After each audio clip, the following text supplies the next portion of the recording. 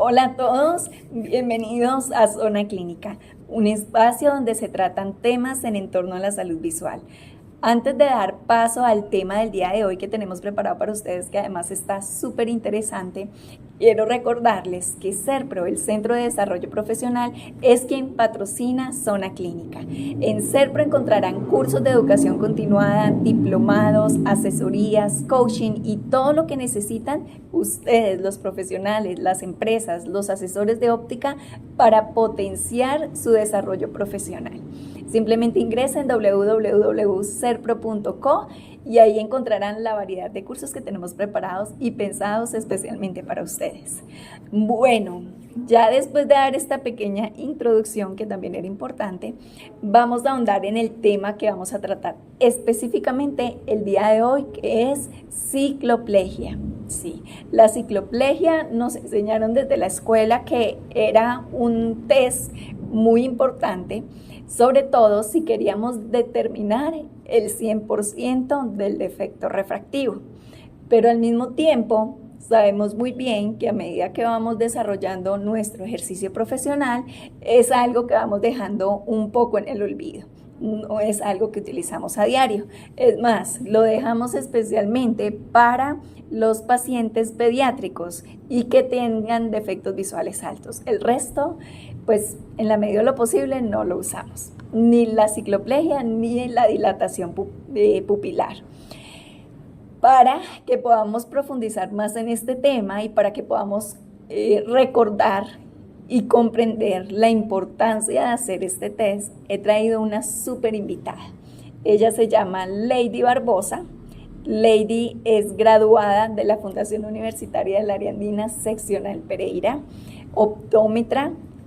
Ella trabaja conmigo actualmente acá en la universidad como docente, está encargada del área de terapia visual y de pediatría. Trabaja muy de la mano con una docente que quiero mucho, que es la doctora Mónica Márquez, muy experta también en todos estos temas, y Lady se ha como interesado y ha profundizado mucho más. Además, Lady tiene una maestría en Ciencias de la Visión de la Universidad de La Salle y actualmente está haciendo una especialización en optometría pediátrica. Lady, bienvenida, gracias por aceptar el estar aquí en Zona Clínica. Gracias porque este es un tema que definitivamente pues nos toca como recordar, lo admito, recordar muchas cosas, y fuera de eso, para empezar a implementarlo un poco más seguido en el consultorio, y sé que tú nos puedes ayudar mucho con eso. ¿Cómo estás? Doctora Carol, muchas gracias por la invitación. Me encuentro muy bien. Ah, bueno, me alegra muchísimo que estés bien. Bueno, Lady, cuéntanos un poco de ti. Ya dije más o menos tu historial formativo, pero cuéntanos cómo ha sido tu desarrollo profesional, en qué has trabajado, cuál es tu área de experticia, qué es lo que más te gusta hacer a nivel clínico. Bueno, y si nos quieres comentar algo personal, qué es lo que más te gusta hacer también. Doctora Carol, sí, más o menos quiero compartirles que hace aproximadamente unos 11 años estuve en la Universidad de La Salle. Allá realicé los estudios de la maestría en Ciencias de la Visión, con énfasis en entrenamiento y terapia visual. A partir de eso, tuve la oportunidad de realizar la especialización en ortóptica y terapia visual con la Universidad Andina en Bogotá.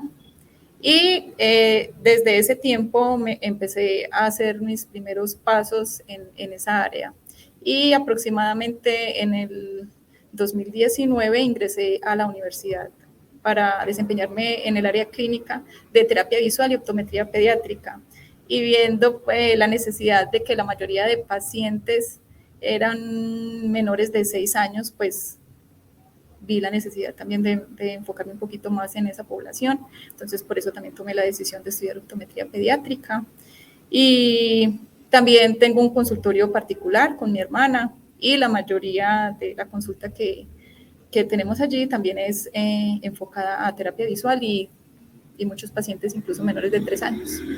Pues qué bueno que hayan personas como tú que les gusta la pediatría, porque sé que es un tema o un área más bien un poco compleja y que no a todos los profesionales les gusta, ¿cierto?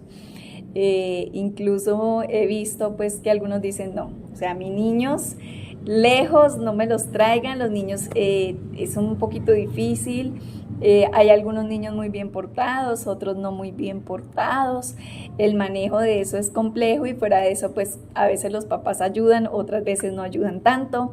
Así que pues te felicito porque ese es un reto bastante grande. Aunque los niños son muy tiernos y todo, a mí me encanta poder servirles, hacerles la valoración, me parecen muy lindos, muy tiernos, pero también sé que es algo un poco complejo a veces. ¿O cómo ha sido tu experiencia? Sí, yo creo que una parte muy importante al momento de atender los pacientes es entender que no estamos delante de un adulto pequeño, ¿sí? El hecho de estar delante de un niño, pues ellos tienen más energía, ellos son más curiosos, ellos más caprichosos y debemos entender que estamos delante de un paciente con muchas preguntas, con muchos miedos también, y pues no podemos pretender atender a ese paciente en 15 o 20 minutos. De hecho, algunos pacientes que son muy temerosos se deben realizar unas consultas como de que ellos vayan entendiendo lo que uno va haciendo durante el examen. Entonces, a veces deben ir 2, incluso 3 veces al consultorio y debemos ir al ritmo de ellos. Es importante, pues, no presionarlos. Ellos son los que nos van permitiendo cómo podemos hacer las cosas. Bueno, ¿y cómo haces? Cuéntanos el secreto para mantener la atención de los niños, porque obviamente, bueno, digamos que si es la consulta integral de optometría, uno por la experticia la puede hacer un poco rápido, pero como bien lo mencionan, los niños son más inquietos, los niños son más dispersos al momento de llamar la atención. ¿Cómo haces para que ellos se concentren y colaboren en la consulta? Inicialmente comienzo la consulta preguntándoles a ellos, teniéndolos en cuenta a ellos, cuando pues ellos ya pueden hablar, sí, cuando de pronto ya son más pequeños, pues haciéndoles como jueguitos, tratando de tocarle un momentico la mano, un momentico el pie, y realmente la atención de ellos es muy corta, entonces a veces es importante en esos momentos cortos hacer un determinado test y luego esperar un momento, pues ir haciendo como la consulta muy dinámica y tampoco se trata de hacer una consulta en orden. Lo importante al principio es tal vez hacer los test que no tengan contacto con el paciente y ya por último de pronto hacer lo que es fondo de ojo y retinoscopía. Creo que eso es la base fundamental, ¿no? Tenerlos como activos e ir uno con la misma dinámica. Así que ese es un tip importante. Y dirán ustedes, no, pero Carol se desvió y creo que sí me desvió un poquito del tema. Ya me vuelvo otra vez a enfocar, eso me suele suceder. A veces hablo de una cosa y termino hablando de otra. Pero bueno, aquí estamos nuevamente. Me voy a volver a centrar. El tema de hoy que es cicloplegia. ¿Cuándo utilizarla? ¿Cuándo dilatar un paciente? ¿Cuándo realmente necesito simplemente dilatar o cuándo necesito paralizar todo el funcionamiento acomodativo del paciente? Tomé una parte de un texto y lo voy a leer literal para no quitarle nada y obviamente pues tenga su autoría reconocida. Dice, la cicloplegia se define como la no transmisión de estímulos nerviosos al músculo ciliar, o sea, la parálisis, lograda a través del bloqueo de receptores de acetilcolina por la acción de medicamentos conocidos como antilinérgicos. Estos medicamentos afectan la acomodación y el diámetro pupilar y se utilizan como elementos diagnósticos en el estudio de la refracción del ojo y la observación de estructuras internas. Esto es de Bartlett y Janos del 2007. Esta fue como la definición más completa que encontré porque realmente hice una búsqueda y me llamó mucho la atención. Creo que era como la que tenía todos los agentes que realmente identifican lo que es la cicloplegia. Doctora Lady, ¿en qué momentos deberíamos hacer cicloplegia? ¿En qué momentos deberíamos hacer solo dilatación pupilar? Doctora, pues de acuerdo a la mayoría de guías y protocolos, incluso internacionales, todos los niños por debajo de los 4 años se debería realizar la refracción bajo cicloplegia. Porque el estado acomodativo de los niños es muy flexible. Además, pues como lo comentábamos ahorita, la atención también es muy corta. Entonces, la única manera que tenemos para obtener un dato confiable es a través de la cicloplegia, si estamos enfocados pues en conocer el estado refractivo del niño. Y la dilatación pupilar es principalmente para evaluación del fondo de ojo. Sí, sí, claro. Bueno, y también olvidaba, también es importante en pacientes por encima de los 4 años, cuando hacemos varias refracciones o en varios momentos la refracción y obtenemos datos diferentes o sospechamos pues de problemas acomodativos. En ese momento también es importante hacer la cicloplegia. Sí, es cierto. No necesito hacer una parálisis acomodativa para hacer una valoración de fondo de ojo, más sí la necesito hacer en el momento en que voy a evaluar el estado refractivo del paciente. Podemos de pronto hacer un recorderis de cómo funciona la cicloplegia, qué medicamento es el que utilizo, qué criterios debo tener en cuenta después de que le aplico el medicamento para poder hacer una refracción realmente objetiva, porfa. Nosotros actualmente en Colombia tenemos 3 medicamentos que tienen efecto ciclopléjico. En su orden sería la atropina, el ciclopentolato y la tropicamida. Este último es inicialmente utilizado para la dilatación pupilar, sin embargo se ha demostrado que tiene un efecto pequeño en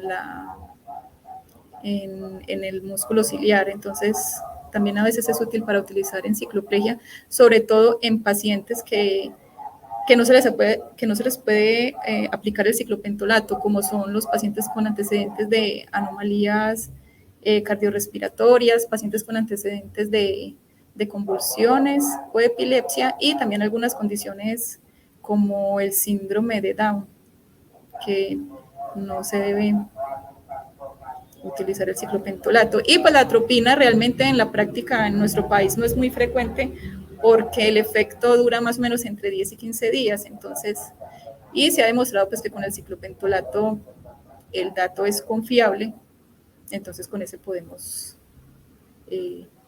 hacer un tratamiento o una corrección pues dependiendo de las necesidades del paciente.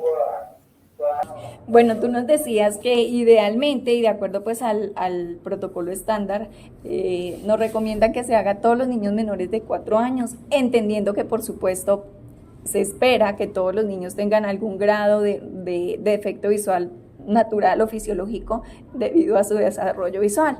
Entonces, tratando de controlar eso, pues se recomienda en menores de 4 años. Sin embargo, una colega que vino hace algún tiempo a Pereira, ella me decía que en Canadá se recomendaba a todo paciente dilatarlo y a todo niño aplicarle ciclopentolato. A todo niño. Obviamente yo entiendo que los protocolos varían de acuerdo al país, de acuerdo incluso al criterio del profesional. Eso no quiere decir ni que esté bien ni que esté mal, sino que cada quien tiene su manera de manejar y su criterio clínico. Sin embargo, la base o el fundamento es que debemos brindar el mejor diagnóstico posible. Y si la cicloplegia es una herramienta que podemos utilizar para estar completamente seguros del defecto visual que tiene el paciente, pues usémosla sin miedo, ¿cierto? Porque de pronto lo que tú acabas de decir sobre los efectos secundarios que puede llegar a tener pueden generar un poco de temor. E incluso he oído en algunos colegas dicen, no, pues yo prefiero evitar el riesgo y para qué le aplico la gota, más bien yo hago la refracción y pues si definitivamente no pude porque las sombras son muy variables o no pude porque, no sé, el paciente no colaboró y no se dejó, pues tocó. Pero que no sea algo como que toque, sino que realmente de acuerdo a las características del paciente, pues hacerlo. Sí, completamente de acuerdo. Y quería hacer completar algo con relación a la pregunta de ahora. Nosotros acá en Colombia tenemos el ciclopentolato al 1% y en pacientes menores de 1 año la recomendación es utilizar el ciclopentolato al 0.5. Como nosotros no lo manejamos, en esos casos también utilizamos la tropicamida. Sí, claro, dependiendo del paciente.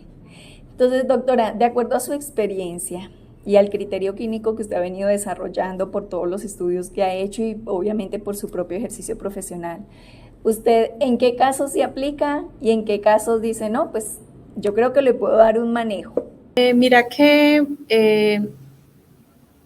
realmente nosotros, o la técnica pues que se utiliza como alterna al uso de la refracción bajo cicloplegia es la retinoscopía dinámica. Pero también nos hemos encontrado con diferencias muy grandes, sobre todo en pacientes hipermétropes.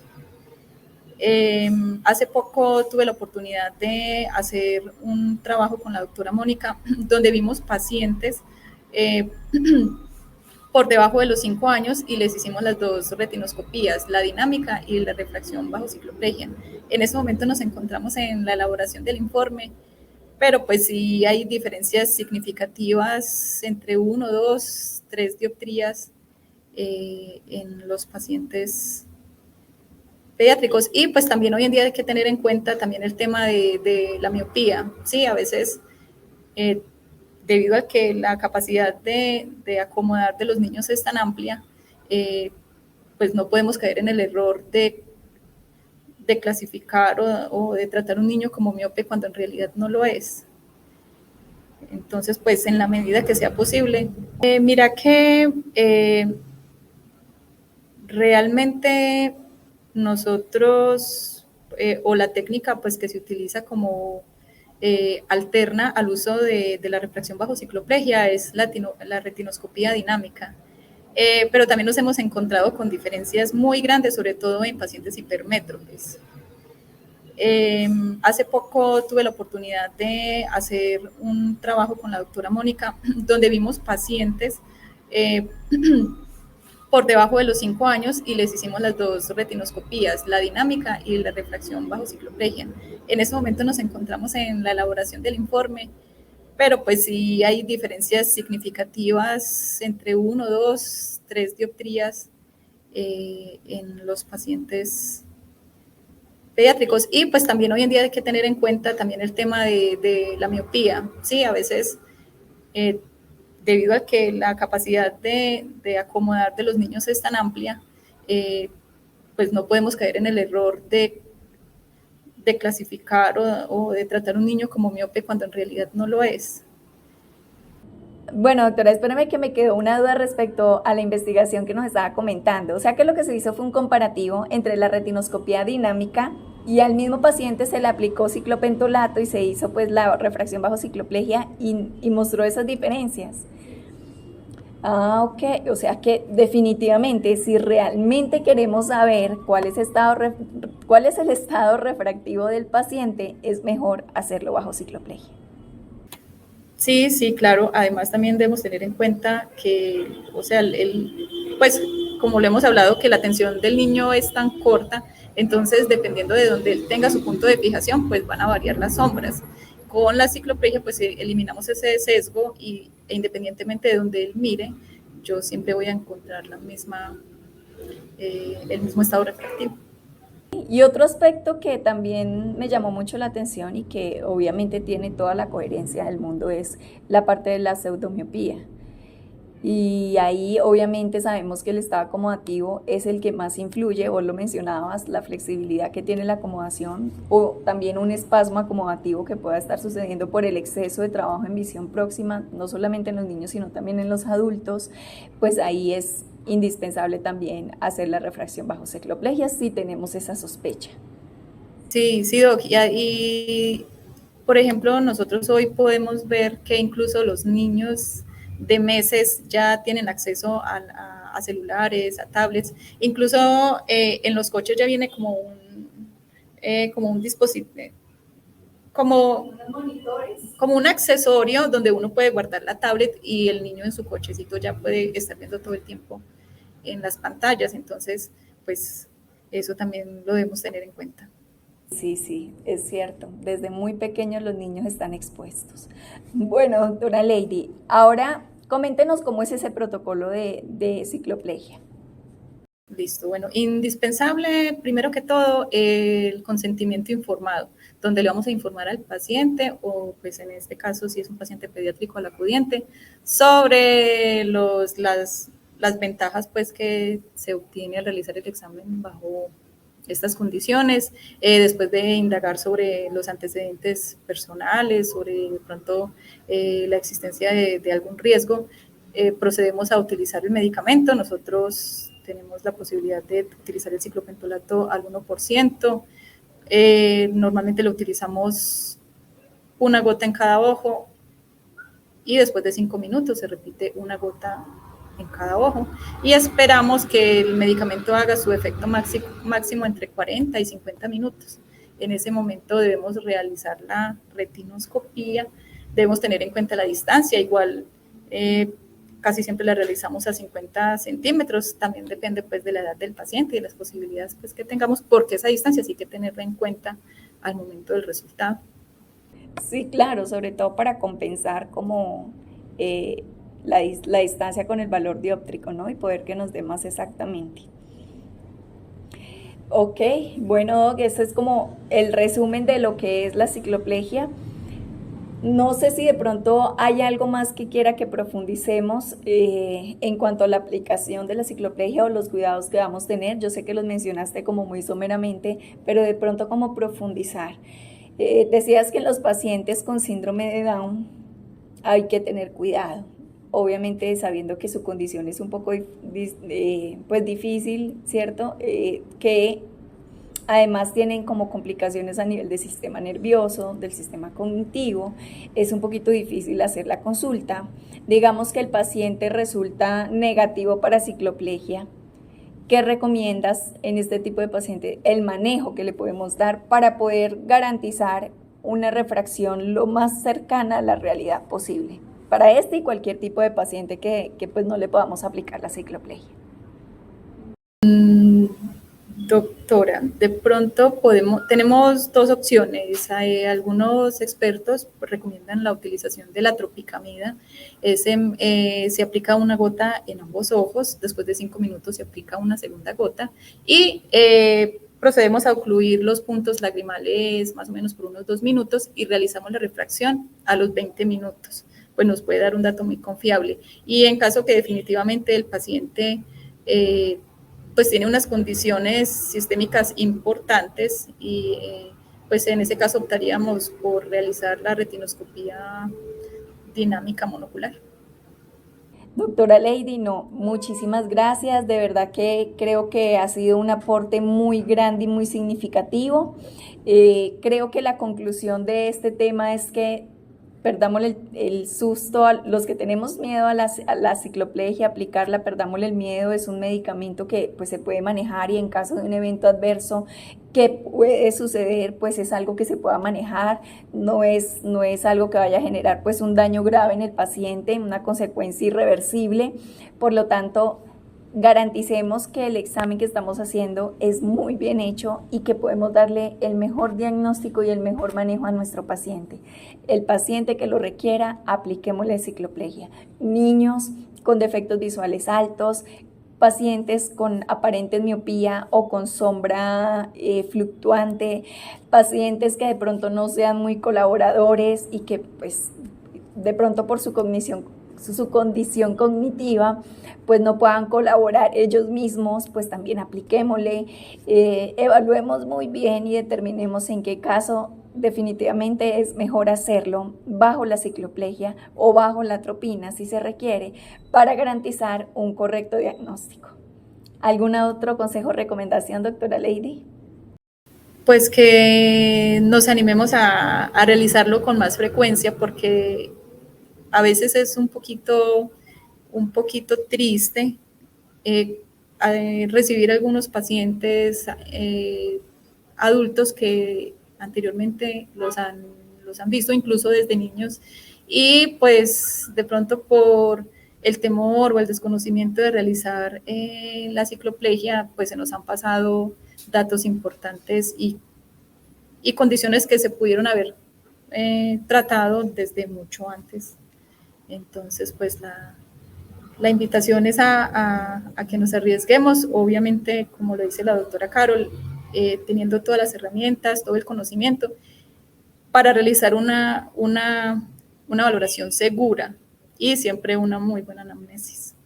Sí, sí, sabes que hay algo que se nos olvidó agregar, que tal vez todo el mundo dice, pues es lógico y es obvio, pero creo que igual es importante mencionarlo y es recordarle al paciente que siempre que se le vaya a hacer, ya sea aplicación de ciclopentolato o de atropina, debe ir con acompañante, ¿no? Porque pues como le estamos dilatando la pupila y paralizando la acomodación, su visión va a ser muy borrosa, entonces no conducir, ¿cierto? Las recomendaciones, no conducir después, esperar a que pase el efecto. El ciclopentolato, más o menos 24 horas, máximo 48. La tropicamida un poquito menos, pero la atropina sí bastante más. Entonces tener en cuenta como eso para darle las sugerencias, las recomendaciones al paciente y no vaya a tener un accidente al salir del consultorio. Bueno, a todos la audiencia, muchísimas gracias. Esperamos que este tema sea de su interés, que lo empecemos a aplicar, que empecemos a buscar un poquito más, estudiemos si es necesario, aprendamos un poquito realmente. A veces lo hacemos por desconocimiento, porque se nos olvida o porque el día a día pues nos lleva a que tengamos pacientes muy seguidos. No crean que esto les va a tomar mucho tiempo, algo que hacemos cuando tenemos mucho paciente, pero necesitamos hacer la aplicación de la ciclopegia. Le aplicamos la gotica y lo dejamos en la sala de espera, pasa al otro paciente y de aquí a que el otro paciente esté, pues ya le podemos hacer la valoración. Entonces así no perdemos tiempo, para que no digan, no, pero eso se puede demorar, que la segunda gota, que 10 minutos, que 20 minutos. Tranquilos, pueden hacerlo de esa manera, pero lo importante es garantizar el buen manejo del paciente y una excelente valoración. Sé que todos estamos en pro de eso, somos profesionales de la salud visual y nuestro interés único es el cuidado visual de nuestros pacientes. Así que esperamos que sea muy útil para ustedes. Doctora Lady, muchísimas gracias por compartir su experiencia y sus conocimientos con nosotros. Bienvenida siempre a Zona Clínica. Este es un espacio para usted y para todos los profesionales de la salud visual. Muchas gracias, doctora Carol, y también a todos ustedes. Bueno, que estés muy bien. Nos vemos pronto. Hasta luego.